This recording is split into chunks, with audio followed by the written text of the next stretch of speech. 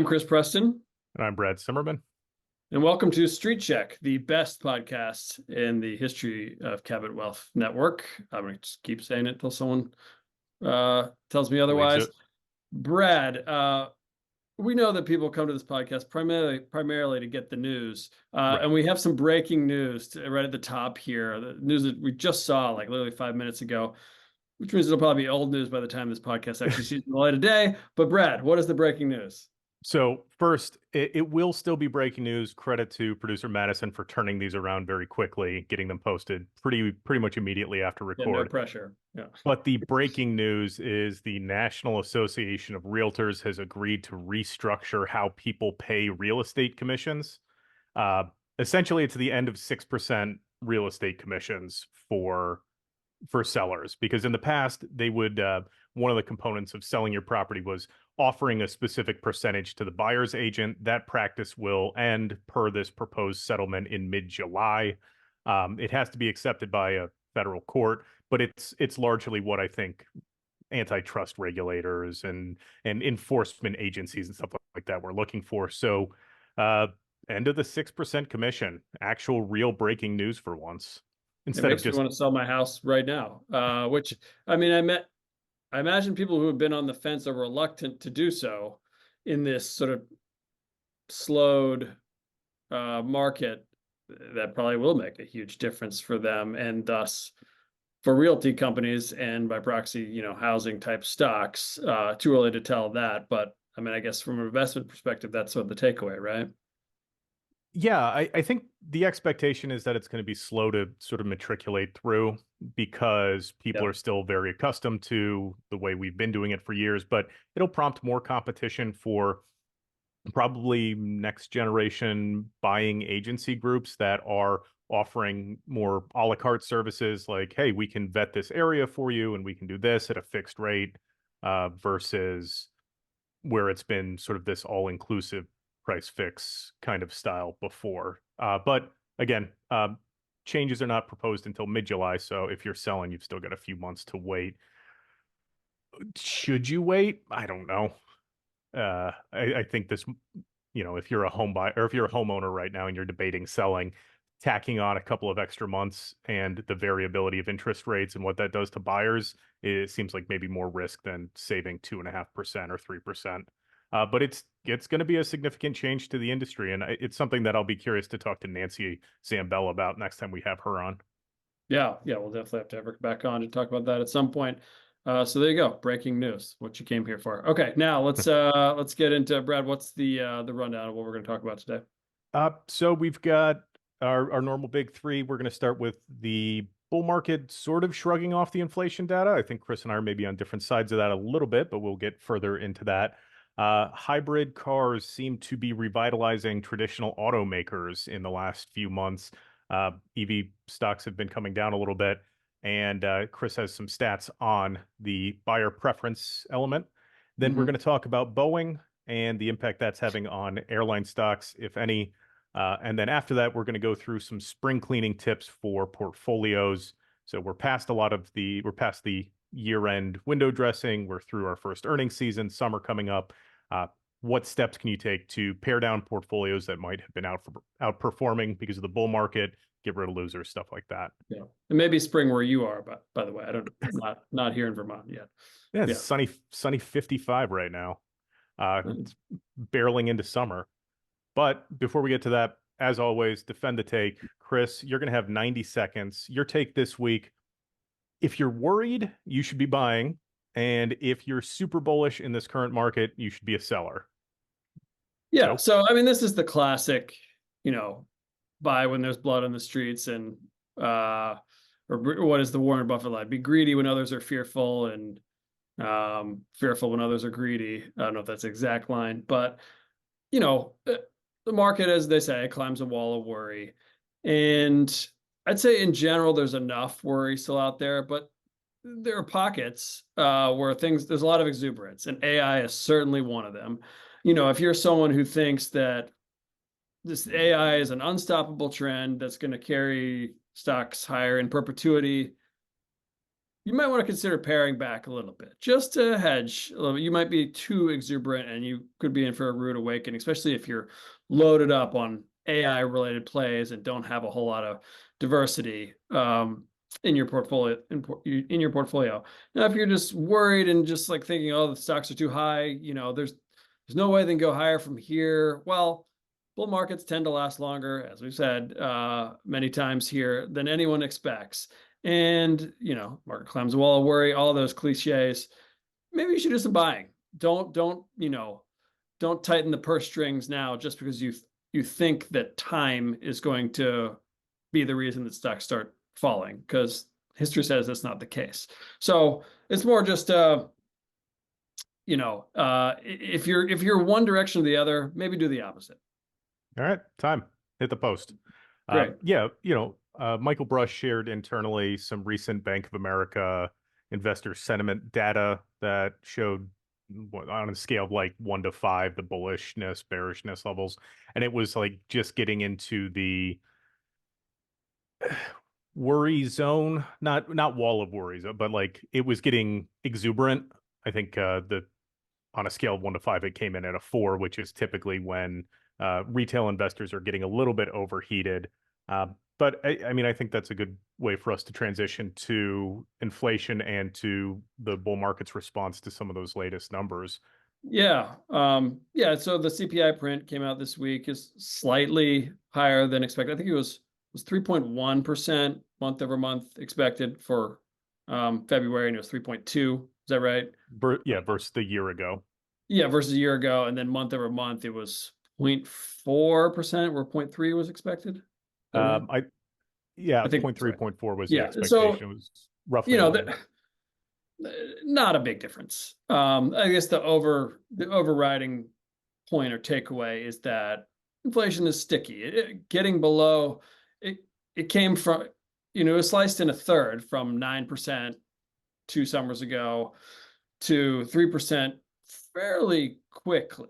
But pushing through that 3%, I guess we'll call it resistance or barrier, has been proven more difficult.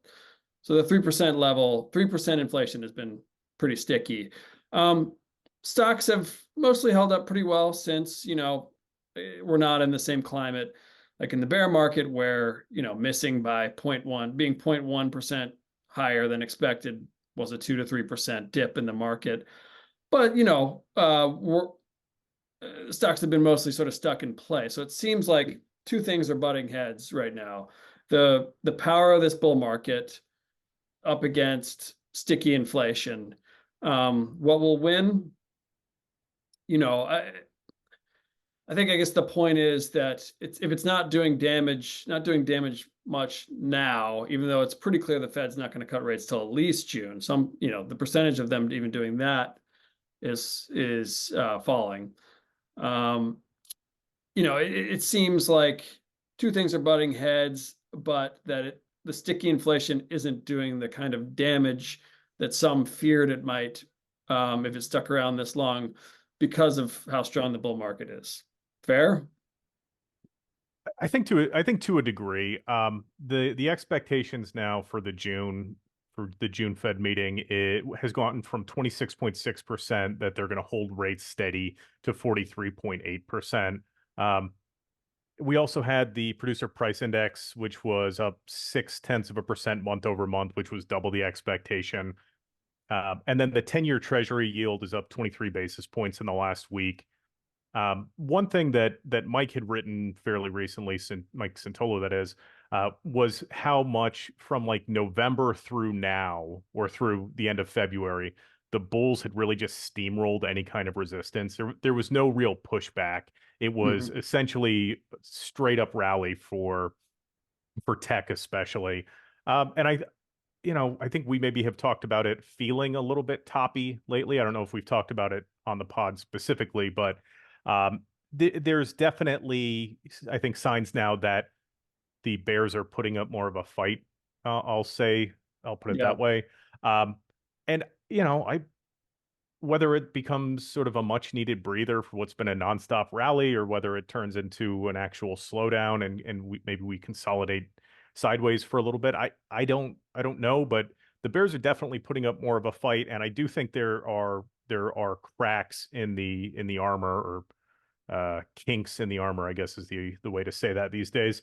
Yep. Um, Kinks in the armor of the Bulls. I don't think we're just going to keep going straight up indefinitely. We've been Yeah. we've been maybe more cautious, or I've been a little bit more cautious than I think a lot of the Uber Bulls have, but you've still got doomsayers out there. Grant with Jeremy Grantham, is that the Yeah. anyway? Uh, Yeah. Came Jeremy out Grant. called AI a bubble within a bubble. He's uber bearish right now. Thinks that the Fed action and the the AI action from 2022 was essentially a band-aid on what was going to be a significant bear market. And now that the air is coming out of that balloon, that maybe that points us lower. But most Wall Street analysts have higher price targets on the S&P. I do think that we're seeing a change in character in the market. It's too premature to say, oh, this is going to be a reversal. I think we're just seeing more contested forward movement. Yeah. I mean, as I found out in my Defend the Take, what, 2, 3 weeks ago when I said S&P is now hitting a top, I was wrong. It's immediately has gone to newer highs. And it has slowed a bit the last week or two. Um, but betting against this market has been a fool's errand. Are we going to see the same kind of run up we've saw from, November through February? Probably not. And I think, as we always see, there's always some slowing as you get towards a presidential election. So imagine we'll run into that at some point too.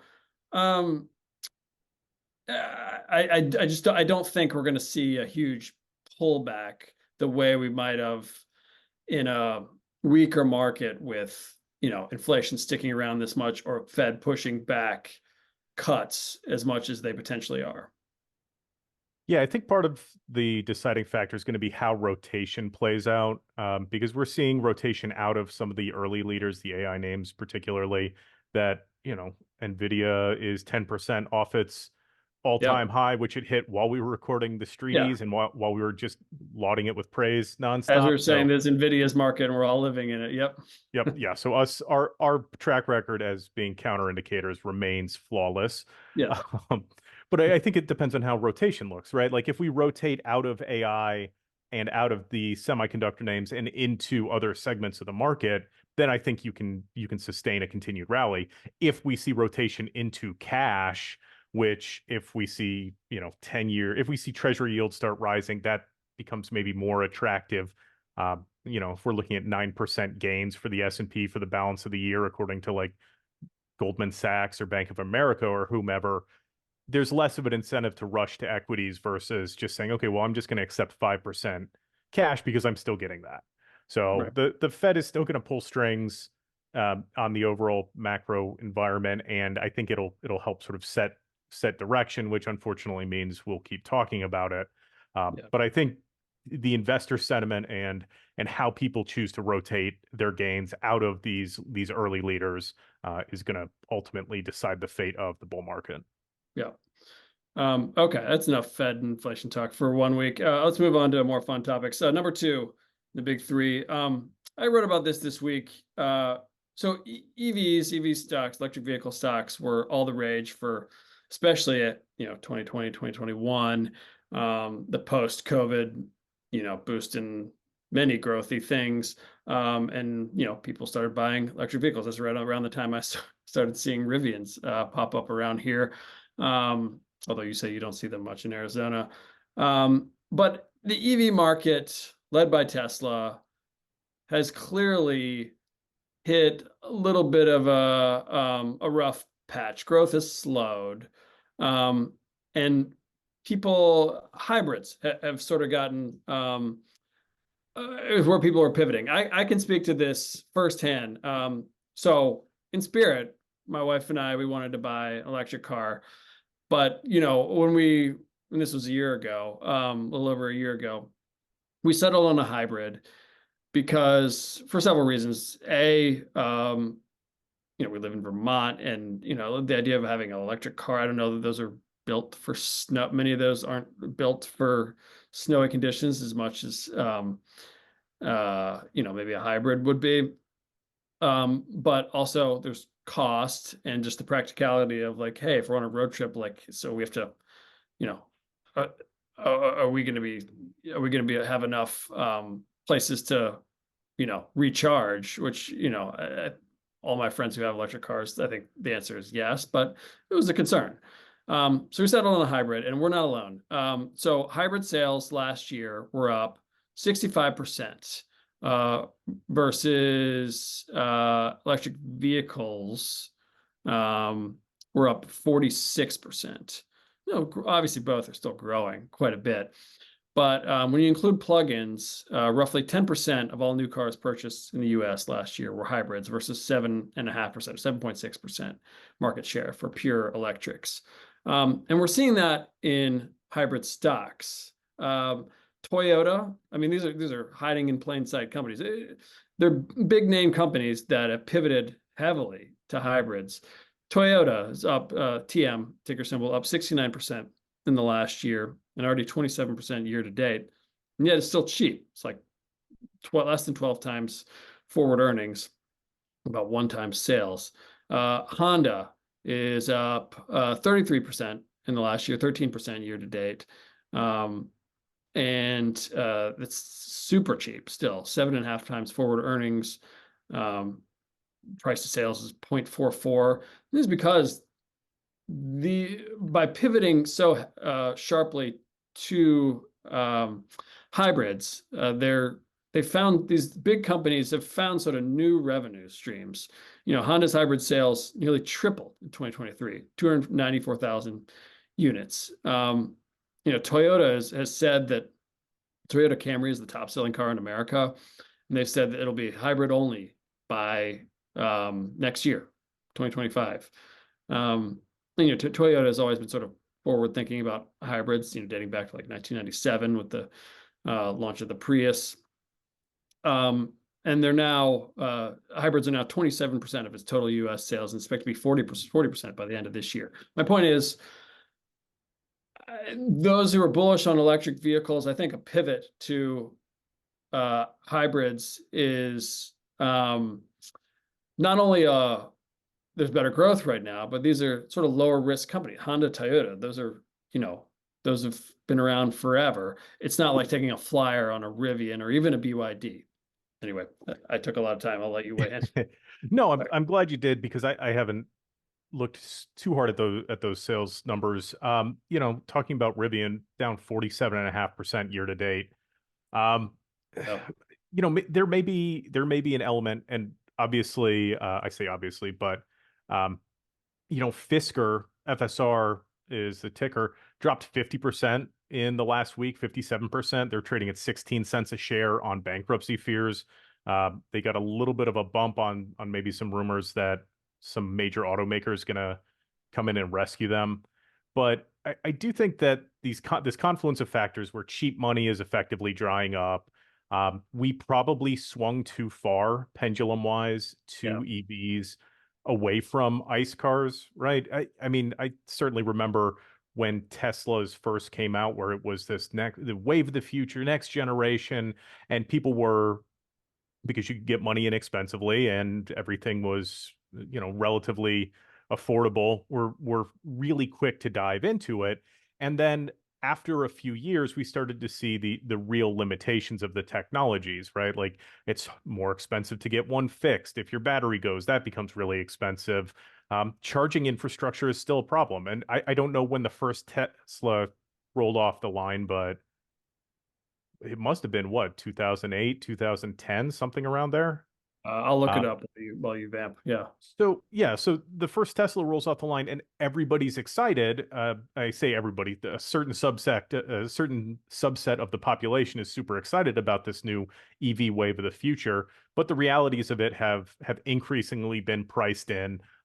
It's tough to lose money selling cars. The thing that launched Tesla into the stratosphere was they could afford to not make money on car sales because they could monetize carbon offset credits.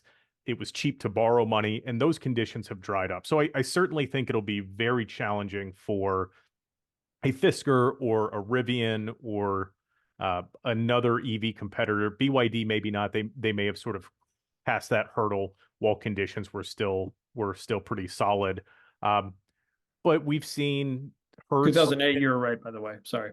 Yeah, so we've seen Hertz pivot away from um, their EV offerings. The major automakers, they're going to take losses on their EV units in all likelihood. I think the Ford F-150 Lightning was, I think they lost five figures per sale, if I recall correctly. That I don't have numbers to back that up. But I think we swung the pendulum too far towards EVs, and now we're swinging back in the other direction. And EVs or hybrids seem like a sort of natural landing spot where, hey, if you don't have access to the charging infrastructure, you use it as a gas car. Yeah. If you can do the battery plug-in thing overnight, great. If Yeah. you don't even want to think about it and just want to drive around and fill up your tank, great, you can do that as well. So we see that oftentimes in the market where we swing too far in one direction or another, and I think we're just seeing that with EVs.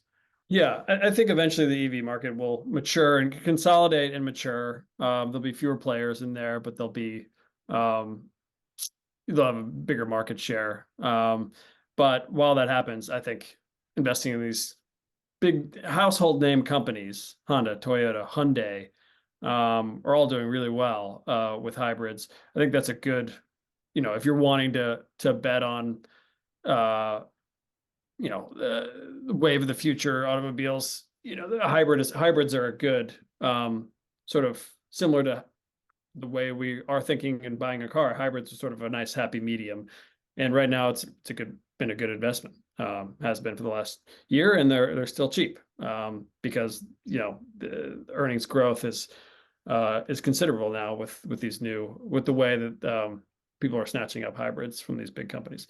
Okay. And credit, just a last point, credit to Toyota because they were very resistant to the battery electric push for years, and they caught some flack for it. And in hindsight, it was well deserved. Their forward thinking was really excellent with their Yep. strategy of not avoiding a migration to electric vehicles, but doing it incrementally by embracing the hybrid tech early. I think they saw it coming.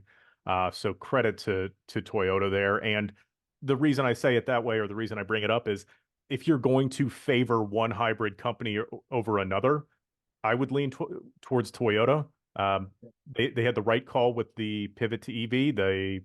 There's no reason they can't make the right call as we progress through whatever the next generation of autos are or is. Yeah, I agree. Okay, so from one mode of transportation to another, airlines, our last big three item. Boeing, it's been a tough year for Boeing. Boeing, as people probably know, in January, it's Alaska Airlines, a 737 MAX, the door blew off Yep. shortly after takeoff.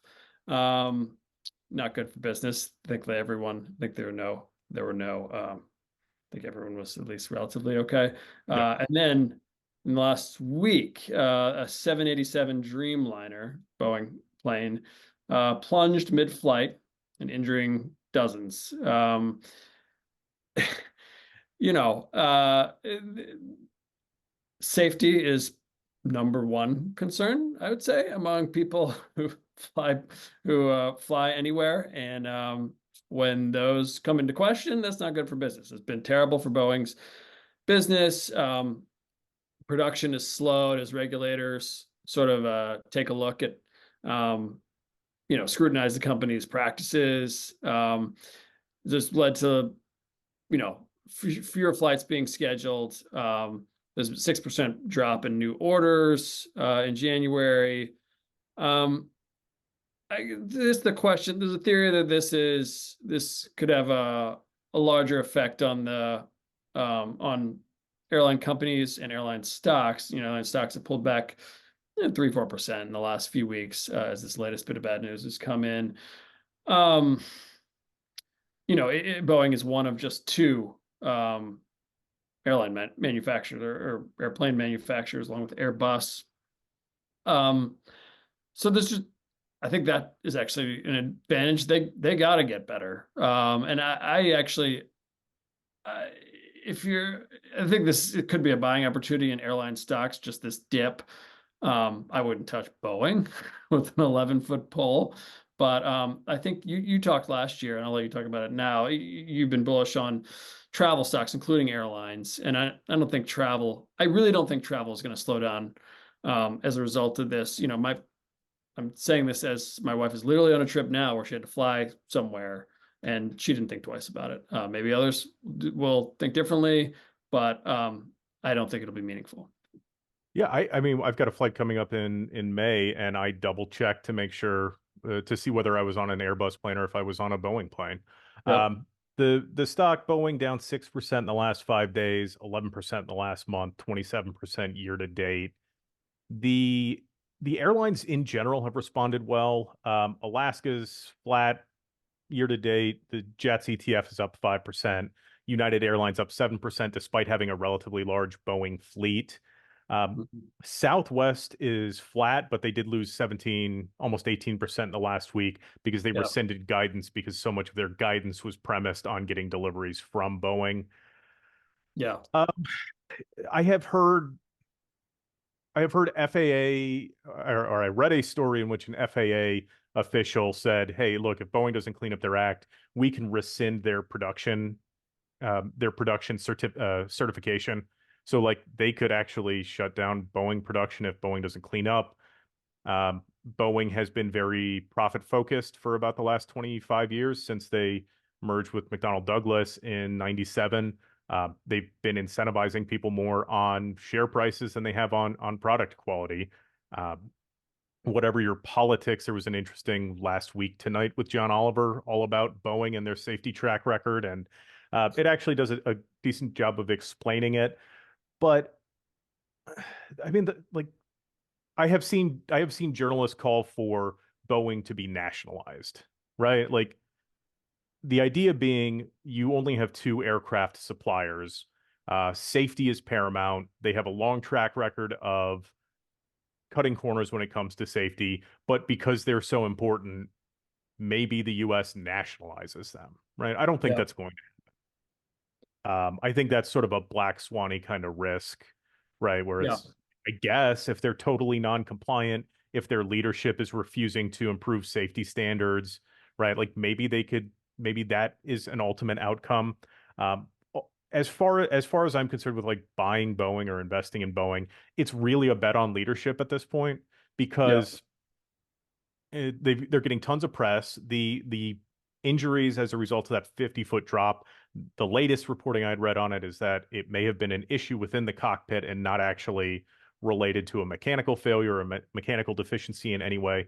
But for as long as it's on people's minds, every time it every time there's an issue with a Boeing plane specifically, they're going to be guilty until proven innocent. And that makes Yeah. it really tough to be a shareholder. And God forbid anything serious arises. Obviously airlines are going to be hyper focused on the safety of their Boeing fleet. They're going to be subjecting them to additional tests. The FAA is involved. They're going to be applying more oversight. You know, Presumably Boeing is in their ongoing production is trying to right the ship and running a tight ship these days. Uh, but I don't know. The black swan outsized risk thing would probably have me steering clear of Boeing until they've shown clear signs that they're improving their corporate culture and reemphasizing safety in an appropriate way instead of incentivizing everybody on stock price performance, which has been bad and will continue to be bad if they're putting out subpar products where people's lives are on the line, right? Yeah. I guess I sort of equate it, and then we can stop talking about airlines. Yeah, I said this to you off air. I mean, you remember when Chipotle was, kept poisoning people Yep. accidentally with, making. Was there lettuce also? I know you got your food poisoning a few weeks ago from lettuce. Was it? I can't remember if it was lettuce or some of their meats. Anyway, the E. coli was a big part of the equation there, and they kept doing it, and the Chipotle stock sold off, and people really avoided Chipotle's for a few months. And my thinking was, we have one locally, which was always packed, and it was empty, just, it was tumbleweeds blowing through it for months. I was like, this is the best time to go. Why? Because they have to be buttoned up now. They have to be on their A game. And it's comparing you know, a fast food place to an airline is totally apples to oranges. Even getting food poisoning isn't going to kill you, whereas a door flying off of of a Boeing 787 could, didn't, thankfully, or 737. But I guess I view it as, maybe this is this recent incident notwithstanding, this is when they really need to be as buttoned up as possible. They know regulators are watching them. Um, they've got to improve. And so maybe some people view it that way, but also it's sort of an opportunistic time to buy airlines in general, especially with summer travel coming up, because they've gotten a Boeing dip. That's sort of the way I view it. Maybe that's being a little too cavalier about things, but we'll see. I think airlines are going to become tough because, like we saw with Southwest, it's like that's sort of an aberration that they've got to pull back their earnings estimates. Um, and I mean, you can look at fleet size and maybe get a sense of who has the most exposure to Boeing. But Yeah, if there are systemic issues, excuse me, with Boeing safety, we also don't necessarily know what the next shoe to drop is. Like, okay, well, what if in the course of reviewing the safety procedures, they find that there's other deficiencies that impact other planes that we're not aware of in the Boeing fleets? I mean, I guess you could try and prioritize, but it becomes very difficult to try and game plan out all of the possible outcomes. Looking at Chipotle, you mentioned they had an E. coli outbreak in, I think, 2015 and early 2016. They mm, lost 60% of their value until February of 2018. So even once they had resolved their issues, it still took about 2 years for them to turn around yeah, and then start heading higher. So I think that probably is a case for giving Boeing time to figure this out yeah. without looking at maybe an immediate value capture or trying to catch a falling knife, as it Yeah, were. like I said, I would invest in Boeing. I mean, I just looked at Boeing in the last 5 years. The Boeing shares are down 46%. Now, granted, that's a couple of years of COVID is part of that for sure. It's different because Chipotle doesn't supply to McDonald's and Yeah. Burger King, Wendy's. Burger King's not public, but you know what I mean. Um, that's why, well, I wouldn't touch Boeing. Um, Other stocks, Delta was having a good year. Yeah, I think you mentioned the Jets ETF. It's Uh, up okay. 5% year to date. So I would bet that would still be up. That'll be up more than that through the rest of the year. I guess that's all I'm really saying. yeah, I think that's a reasonable pitch to make. Um, you got to think that some of this Boeing reaction is already being priced in. We're heading into summer travel season. Certainly opportunities for airline companies to come out and overperform, or even if it's just optics, if they come out and say, "Oh yeah, our Boeing fleet is being subject to double maintenance and double reviews," or right, like you can come out and say something that doesn't actually materially cost you a lot from an operational standpoint and look like the good guy. Right. I mean, maybe consumers start pushing back on like bag fees. I know all those companies are now coming after carry-ons and cracking down on that. Fuel costs can always rise, right? Like there's all these sort of industry specific things that can arise, but I still remain largely bullish on airlines and travel stocks in particular. Of Yeah. course, if we end up getting that sort of much feared but consistently avoided recession, that maybe makes me second guess that a little bit. Yeah. Okay, let's move on to our featured segment for today. So we were going to talk about called spring cleaning your Yeah. portfolio. We're getting towards spring in most areas of the country. Um, let's talk a little bit about that. We were going to talk about some sort of time tested, Cabot's been in business for more than half a century, 54 years now. There's a big reason for that. We try and take care of our readers by not letting them have big losses, and then also by having them book profits on their winners. Those are, we have some rules of thumb there that have sort of helped guide people. I'll let you sort of take the reins and sort of talk a little bit about some of your recommendations for, um, now that we're moving to a new phase of the year, early year exuberance is faded and the market's in a bit of a holding pattern, as we talked about. The tax implications of the end of last year are in the Right. rearview mirror. Talk about some of your sort of tips that you like to live by in terms of portfolio management.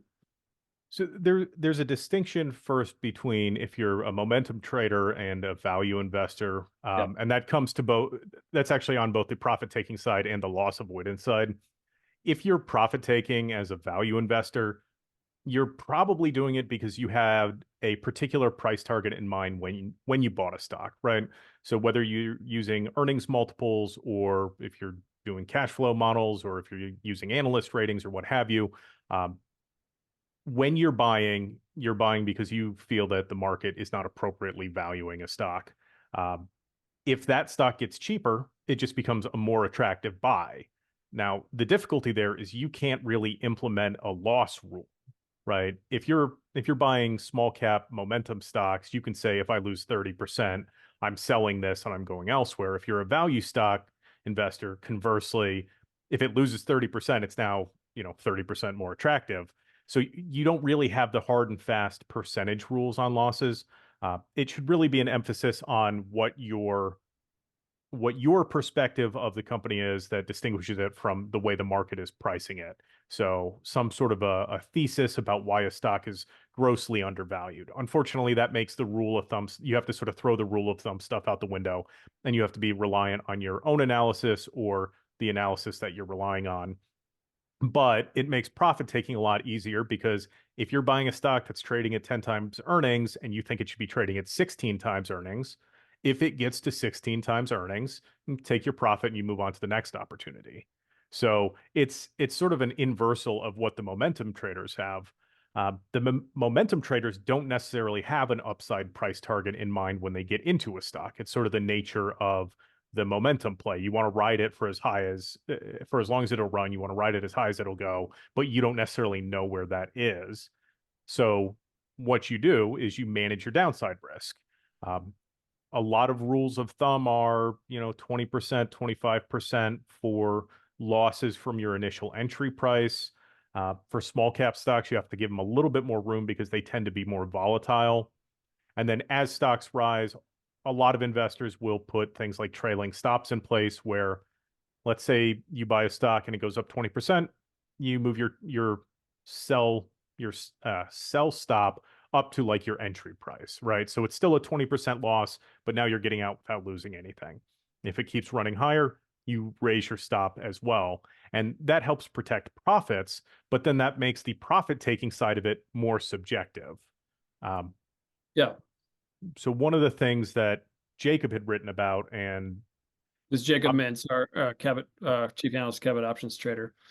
so he's operating with a ticking clock. So this isn't necessarily going to apply one-to-one with all growth stock investors or momentum stock investors. He likes to take profits on a third of his position when it's up 20%, another third if it's up 60 to 100%, and then he lets the balance run until he gets close to options expiration. You can probably put something similar in place if you're a growth investor, but you're probably going to want more aggressive targets than that because, Yeah. frankly, it doesn't make a ton of sense to take a 20% profit in a strong momentum stock that is in the midst of a run upwards. You're probably looking at maybe more like a 50% profit take, Yeah. That's on what a Mike third of your Santolo, shares. who's runs Cabot Growth Investor, Cabot Top 10 Trader, more Cabot Growth Investor, at least, is like um, a longer term investing portfolio um, than options trader. Options trader, Jacob's trades are usually over the course of a few months, Yeah. whereas Mike likes to hold things for sometimes years. And he recommends, as you mentioned, 50%. Something's up 50%, maybe sell a quarter or a third. 100%, maybe you sell another quarter, another third, that kind of thing. So sort of similar to what you're mentioning with Jacob, but yeah, your timeline definitely it's timeline dependent. Yeah, The advantage of profit taking is it also allows you to adhere to your system better, right? Ideally, you are buying a stock because of a particular price movement, a particular technical indicator, whatever it is that you are trading based on, got you into that stock. But human psychology doesn't really care about technical rules, so we have to be very disciplined when we're relying on those. Uh, and one thing that makes that easier is by reducing your risk exposure as your allocation to a particular investment goes up. But it's not just for value, or I'm sorry, it's not just for momentum traders as well. Even if you're only investing in, say, a 401k, or if you are more of a set it and forget it investor, you're putting money into ETFs. There are also tactical reallocation strategies that you can employ. So if you find that your large cap exposure is getting overweight, which if you haven't looked at your portfolio in the last 6 months, I can almost guarantee that you have more large cap stocks than your asset allocation plan calls for, just given what large caps have done lately. What Hmm. you do is you sell a portion of that to bring your overall allocation back into line, and then you use the proceeds from the sale to buy the underperforming asset class. So in this case, it's probably going to be small caps right now. They've remained laggards. I do still think there's a lot of tactical value in allocating more that way. But I think my overall takeaway is whatever strategy that you're using, however you're building your portfolio, this is a pretty good time to look back and just make sure that everything's in line with what your expectations are, um, both from a performance and from a percentage standpoint. Hmm. Because as you said, we're past the new year, so all the window dressing, all the tax loss selling is done. We're through first quarter earnings. We really don't have a ton of catalysts on the horizon until summer. Summer's traditionally a slower period anyway.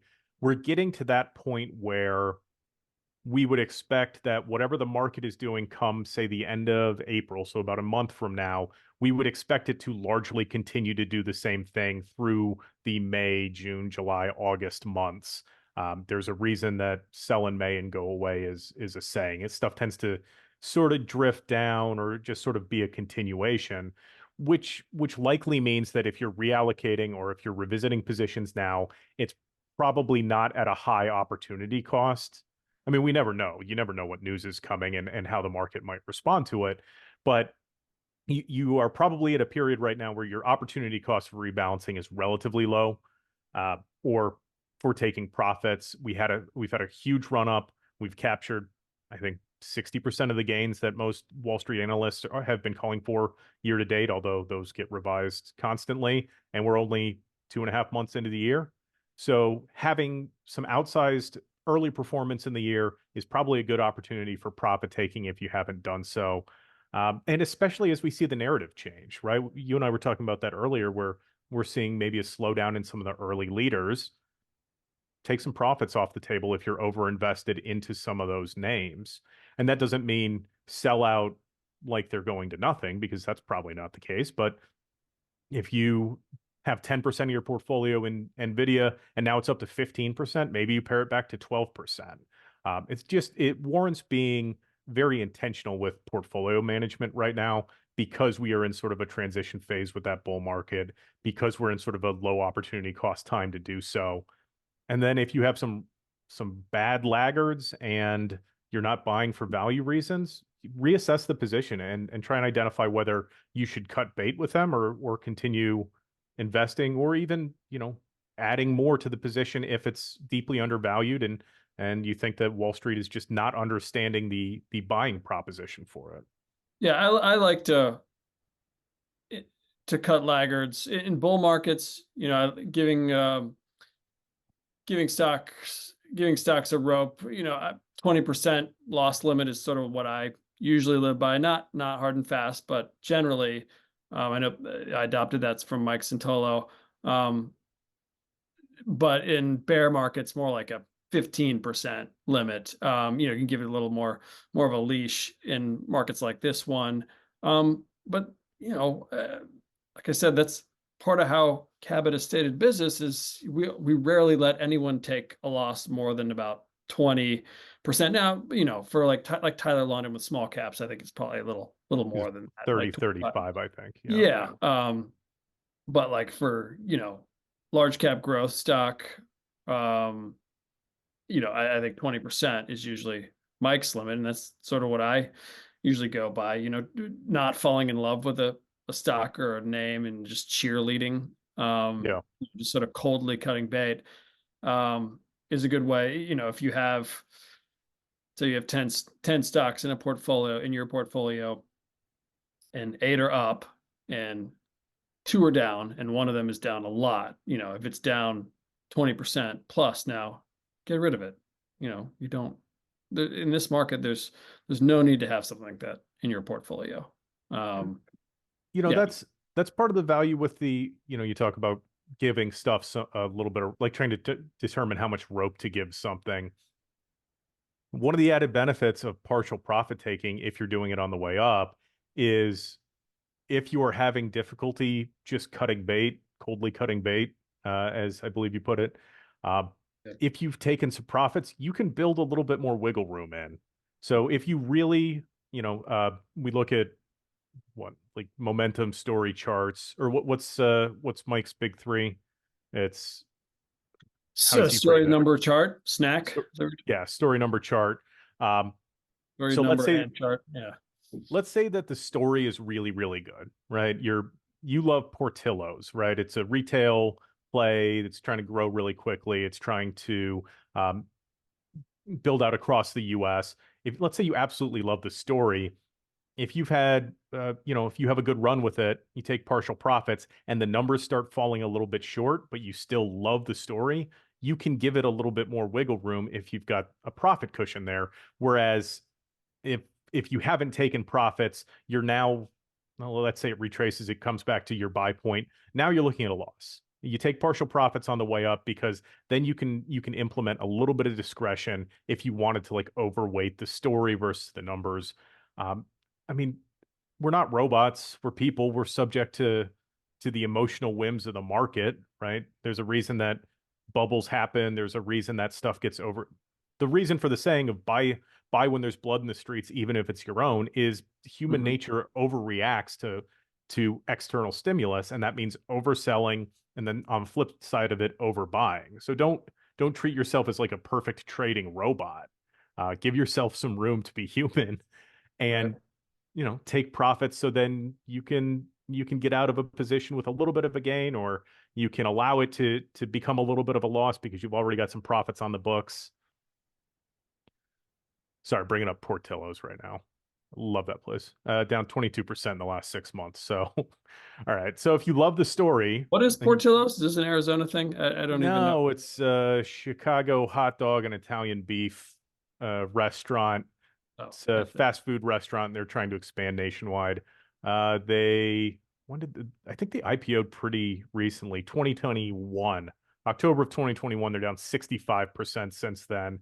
They're trading Nice. at all-time lows right now at 12.87 a share. Bad time for hot dogs, I guess. Bad time for hot dogs, but I mean they're trading at a 40 time PE ratio, but less than a billion market cap. I don't hate that. I don't hate Portillo's at this price. Uh, but Is that's this your because I'm in love stomach with the story. investing for you? Yeah, Uh, absolutely. appetite? Yeah. Oh yeah, Italian beef. Get a Chicago dog, drag it through the garden, maybe get a shake or slice of cake. It's fantastic. Well, that's a good. It's lunchtime in the East Coast now, so that's a good good as any place to wrap up. I'm getting hungry just having hearing you talk about that. Um, so yeah, those are some spring cleaning tips. And they've done our readers, our subscribers well, for decades. And Brad, I think some of those are um, what you've used in your past life as a financial advisor, and that I trust has served them well as well. Any last tip to add, or words of wisdom to add before we sign off? Yeah, maybe don't go buying Portillo's. They've got 10 million cash on hand, 500 million in debt outstanding. So they are trading at like 50% of their outstanding debt value. Maybe wait for that one to get a little bit cheaper. Yeah, there goes my idea for starting a hot dog business. Okay, well, that's it for us on Street Check this week. Thanks for joining us, and we will be back with a new episode next Friday.